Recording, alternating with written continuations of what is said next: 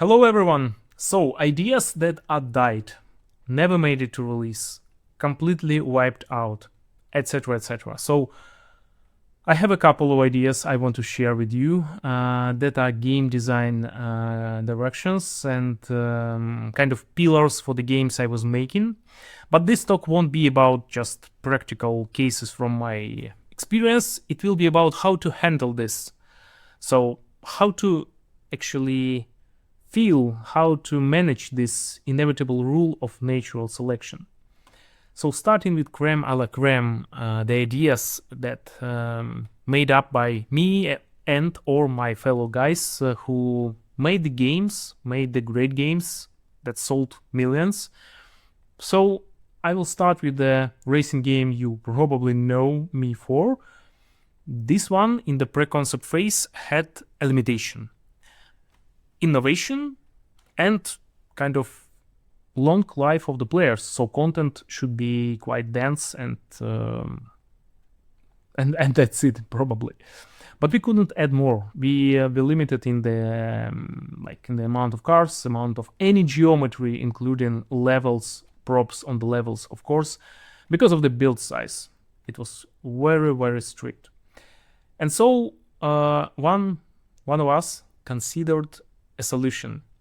You all remember the cloud levels on them in the Mario series, and we kind of being inspired by this and made up a solution, a design. So at certain points of the racing track, the road was splitting and appeared to became transparent, wireframe like in the blueprints of the construction sites, and you can ride on it.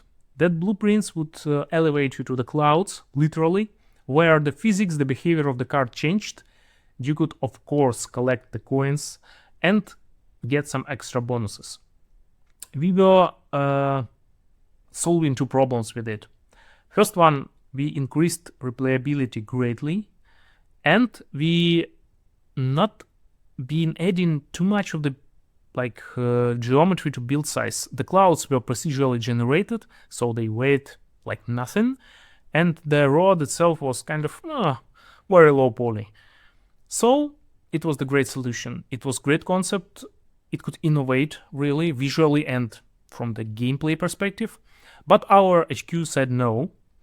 It was fair no, because we were a new team, never made any game on this technical stack, had lots of challenges a part of the innovative design and all this stuff. So they said no, and we made more classic racing game in the series. Another example is the arena design in the action RPG Diablo-like game. We had an arena, the multiplayer one. The multiplayer was asynchronous, so you played with the bots of the other player. It was army on army battle. Each army is like 5 to 7 minions plus the main hero, the kind of visual of the main hero, but with the AI, of course, controlled by AI, not the real player. The caveat here was that the AI inherited the real player's behavior, which the player made in solo. So, for example, if player rolled too much, used that specific spells in a chain, and other dozens of actions, the AI combine it, learn on it, and implement it into the model. So you barely notice that you are playing with not the real player actually, but with the AI. The idea was kind of sliced because first of all, it was the probabilities of the minions. It was cut because our fellow designers considered that players want predictability, not the fun of, oh, I had 5% chance of returning HP while being hit. Great, that one worked now. Great, awesome.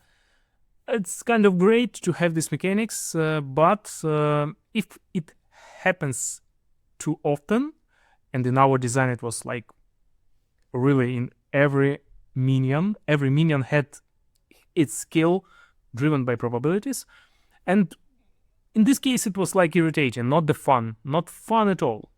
So we cut this, then we cut the AI of the main hero to 3 points, Just remember how behaving the player in terms of the aggression and basically what gear it like the player handles. And then the budget and the next product came in line, and we shifted to it and ditched the multiplayer at all. So none of it released to the audience, to the real world. So, okay, this is the cases, but what to do with all this? I guess that first one you have, that will be the first advice. You have to fiercely and bravely accept that you're in the commercial industry, and the game dev is the collective work. So it's not you only who decide that something is like good or sell well or fit the product. You have a cloud of doubts from lots of people around just by default. Just presenting ideas and having that cloud of doubts coming with it already. Second, you have to understand that you are compromising for the medium, for the target audience, and that is the like kind of the image of the player, and that player is not yourself. That means that you have to fit the willings of this player. Try to surprise him or her, but not in the way you will be surprised. You already love your game because you made it, but it's not you who will play and sell and have fun from it. And last one, none of the ideas really die. It's not absolutely fair to say that it can pop up, that any idea can pop up in years. I have my own experience of a like design of the city building event, kind of, where the citizens would gather up for revolution if you manage the city bad, and they will be kind of unstoppable force capturing the like block after block of your megapolis, and you would have to make the counteractions against it.